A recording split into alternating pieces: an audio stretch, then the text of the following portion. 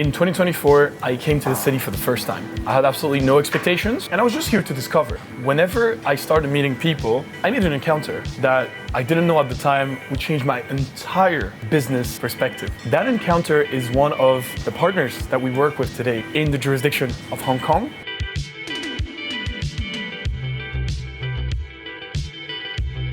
We've worked on so many customer cases.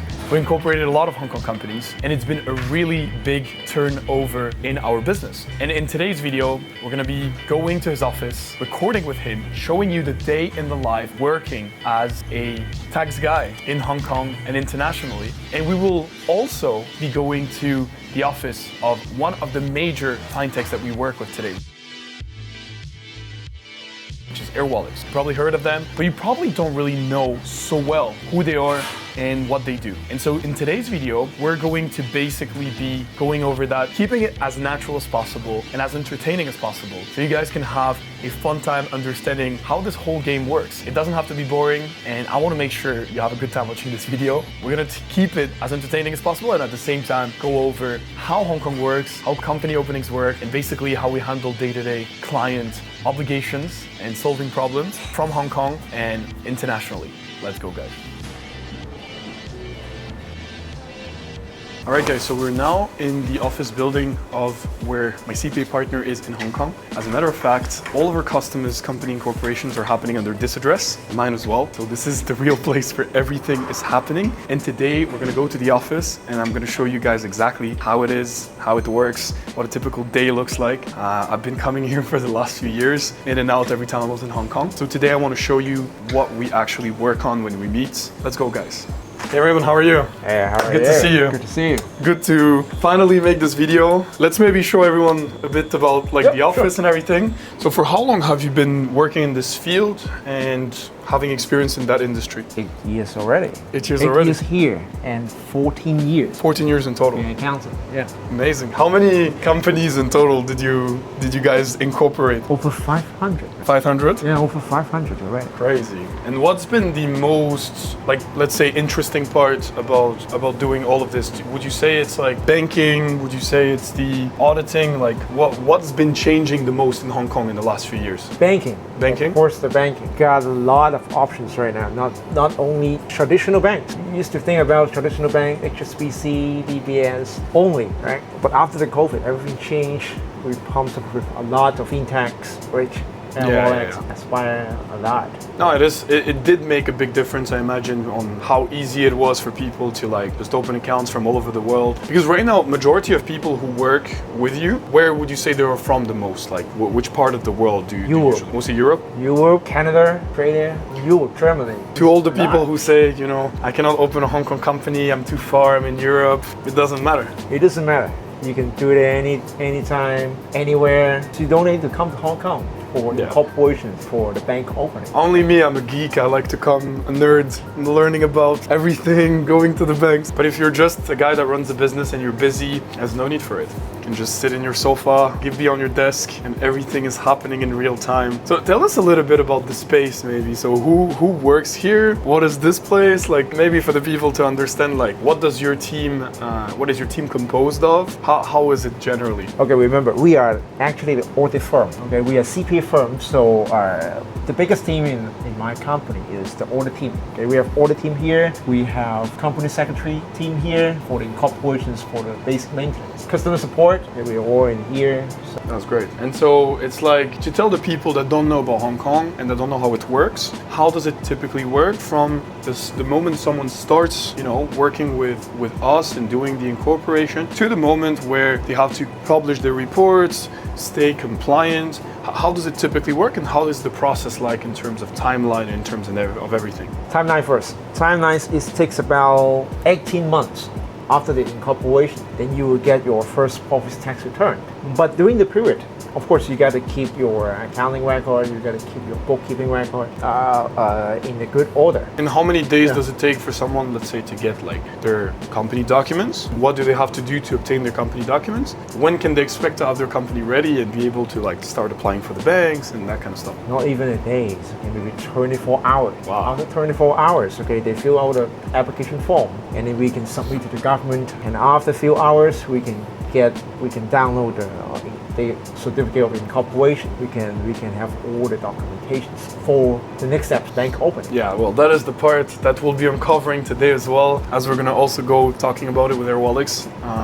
Making sure that, of course, people understand how can you get your bank account onboarded quickly and working on all of this. But for the people who don't know, you've been investigating a lot on this topic. You've been obviously talking with the banks, talking with all the fintechs, trying to figure out, okay, what is the best way to kind of uncover banking, making sure banking is as easy as possible for the clients. What would you say, maybe talking a little bit about this, like what is the biggest challenge for people whenever they open a Hong Kong company? What part is the hardest, the most challenging? What is, your advice on making things simpler, or maybe the way that people can be aware of what to do in order to have the best possible process on completing all the steps? Maybe talking about the banking as well. Yeah, I think incorporation, is very easy. We need your passport, we need your address proof. That's it, right? And 24 hours later, you get your company ready. And the banking, I don't say this is the difficult part. It's not difficult part because they can do it remotely, they can do it anytime. You just need to upload their company documents that we prepared already. I mean, the biggest challenge is they got to prepare for what they are going to use the business account. Like they always have to tell the banks clearly what they're going to do. Where is their customer? Where is their buyers? Where they work? You got to be careful of this. But most of our clients, they have their business already. So they just need to provide their business proof, what they're doing right now, provide the business bank statements. That's it. I mean, 1 day, 2 days, right? 100%. They will get their account. And that's what I always say to people. People, they're very used to the model of, let's say, US LLCs, where they can get an account approved in 1 day, but then 2 weeks later, the bank can say, oh, I'm not happy about this. I need you to provide me this. Or prove me that you have an establishment in the US. Prove me this, prove me that. Hong Kong works the opposite. It's difficult at the beginning. You have to show things at the beginning. But whenever you're approved, it's less hard to actually go through the whole process because everything is already, just super clear on the head of the bank. Of course, some clients, they have more specific cases. I remember cases where we had clients that had 2 sources of income, one business in the closing space, one business in the course sellings. So obviously these people have to explain a bit more what they do to not have disruptions in their banking.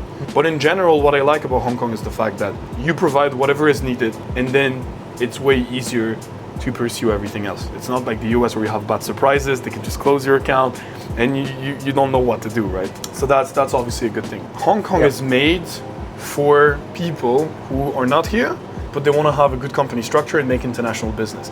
Whereas in the US, it always feels like you have to fake that you are in the US, that you have to fake that your business is in the US, that you have to fake that you have an address. And it feels bad because you don't want to be faking anything. You just want to be going where people are okay with the way that you operate and use it in your advantage, and in exchange provide an equivalent advantage to Hong Kong, which is putting your money here, working with people who are established here on making an audit, making a report of your company, which goes directly to Hong Kong economy, which directly contributes to developing here as well. Whereas in America, it feels like, you have to go between the rules. It's never clear. It feels good to know that you have a good team behind you. It feels good to know that you have this backup, you have this stability. And I think clients are really happy about it. And that's why there's many more things to come. And I'm super excited for the future on this. Yeah, we try to keep it up. Perfect. Yeah, perfect.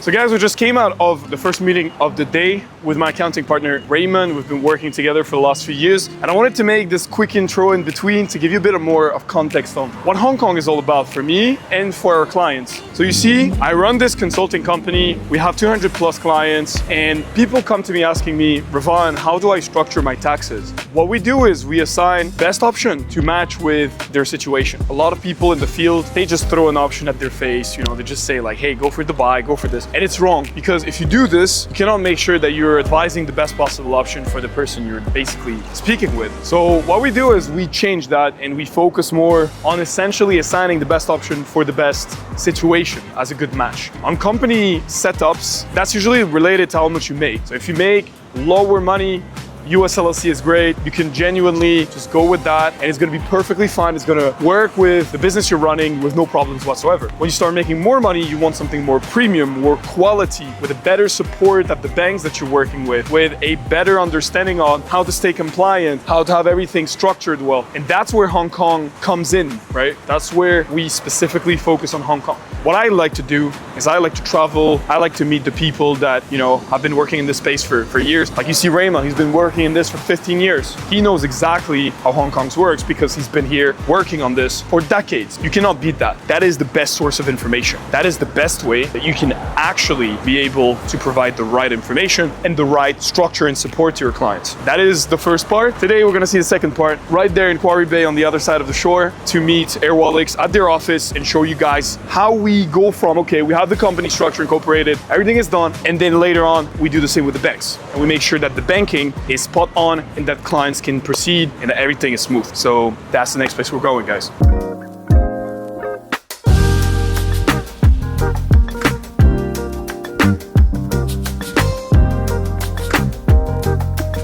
So guys, we are now about to go get this boat and go on the other side. And I wanted to take a few minutes to tell you guys a bit about good stuff about Hong Kong that you probably don't know about. So on this side, we're on Tim Tam Sri, which is basically, I would say, more the lifestyle side of Hong Kong. That's where all the rooftop bars are. That's really like the place where you just come and hang out. You go to the restaurant, you go just enjoy.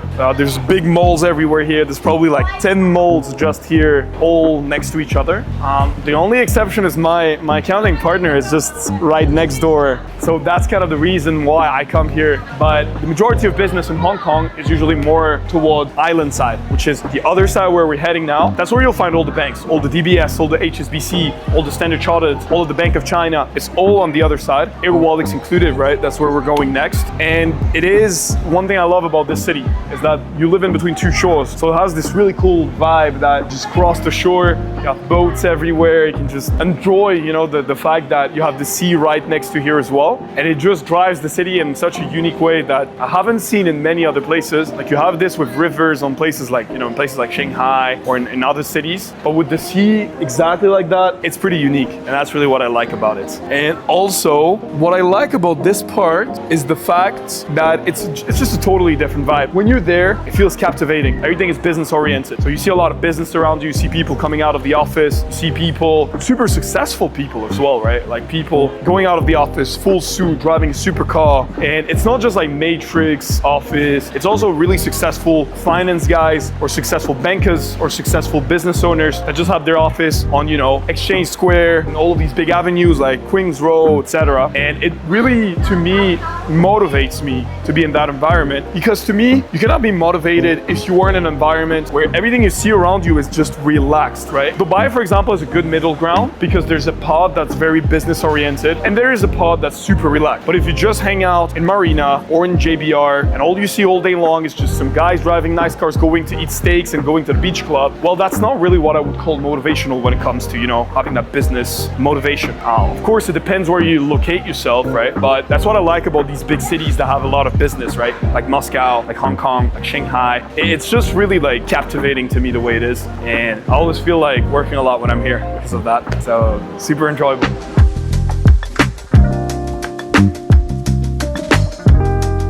You know what's the funniest part about this boat is that it's like a 19th century boat and it has AC in it. And in Europe, we have like 2015 made boats and we have no AC. And I guess Hong Kong is the definition that technology is all about wanting convenience. I think here they want efficiency more than they want anything else. And you can see it, everything is quick, everything is good. It's like if something is not good, they make it better. It's just a different mindset than the mindset we have in the West. In the West, we think too much about people's emotions. We want people to be good, we want people to feel good.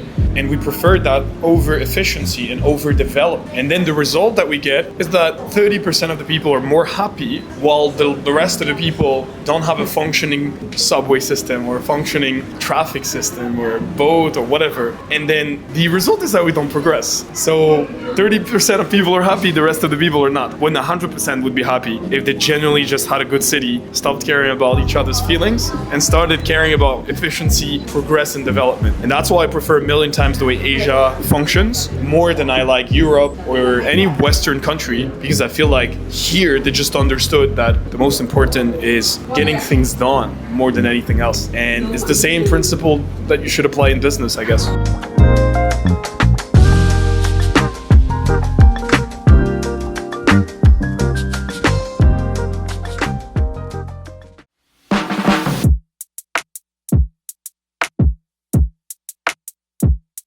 Hi, Ching. Hi, Raymond. Good to see you again. Good to see you as well. So, to give a bit of context to the people watching the video today, if you can tell them a little bit more about what Airwallex does, where we are today, and a quick introduction on, of course, how we've been working in the last few months, that'll be great. Yeah, of course. So we're at the Airwallex Hong Kong offices today. Good to see you again here. How we've been working together in the last few months, we've been helping your clients move money, do cross-border payments, and do money transfers all around the world. So that includes using Airwallex global accounts to receive funds in 15, 20 locations, in lots of different currencies, doing outgoing transfers in lots of different currencies, doing local transfers in as little as 1 day, with our card products, virtual and physical cards, with our payment processor. However they need to move money across borders, we've basically got a solution for them. Yeah, we'll get to speak a bit more about the functionalities. Let's go take a look at the office, and then we'll get straight into that topic as well. So one thing we've been really grateful to have is obviously working with you guys directly on making sure customers have a solution to every situation, because obviously when dealing with fintechs, when dealing with processing payments, there can be a lot of problems coming up. There can be a lot of situations where things can get unclear, especially in the head of someone that is not used to dealing with receiving those payments, especially in an international structure like in Hong Kong. So today I wanted to make this video to share to the people, I would say, the major classic tips on how they can approach this whole topic, giving them a bit of context on how Airwallex functions, as well as what to expect and everything related to that.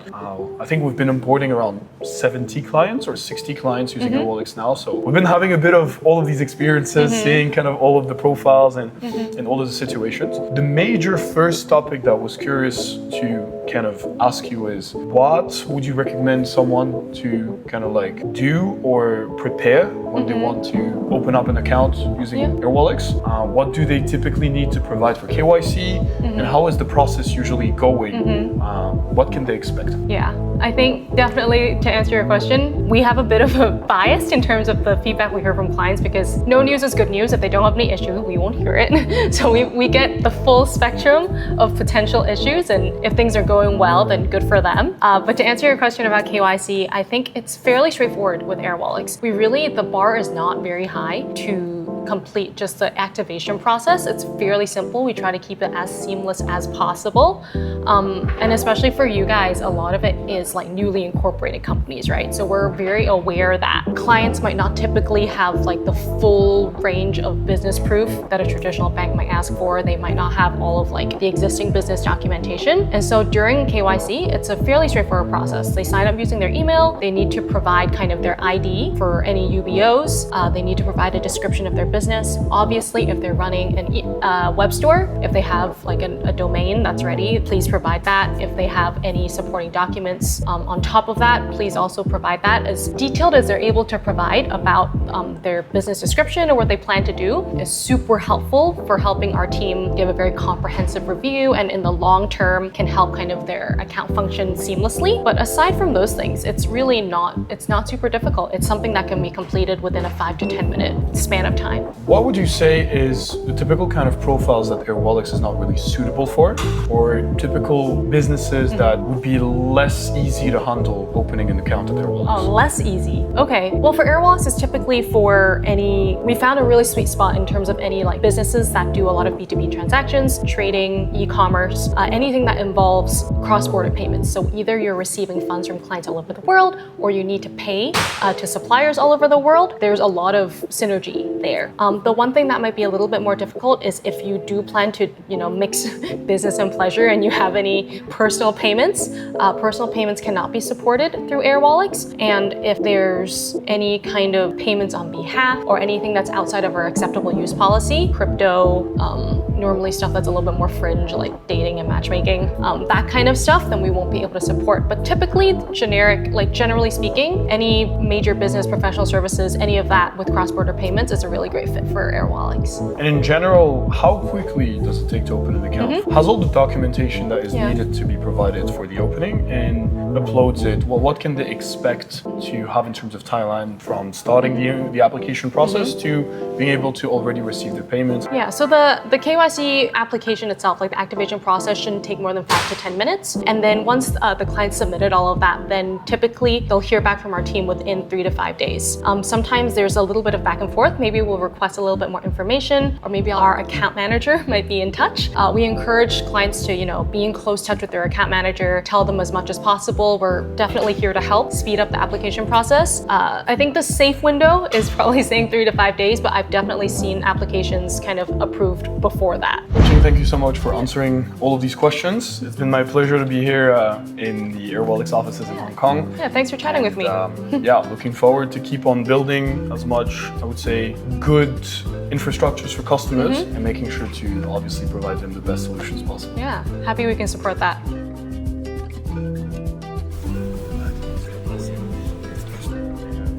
Hope you guys liked this video and that you understood a little bit more about Hong Kong and its structure. If you did like and you want to learn more about tax optimization, we made a full video guide for you under the description. You have a link, you can follow it, and you can definitely learn a lot more about tax optimization in there. And if you want to chat on Instagram or just see my day-to-day real content, I have as well the link of my Instagram in the description below. More than happy to have a chat with you guys if you have any personalized needs and questions. And I'll see you guys for the next video. Subscribe to this channel. Super excited to share more.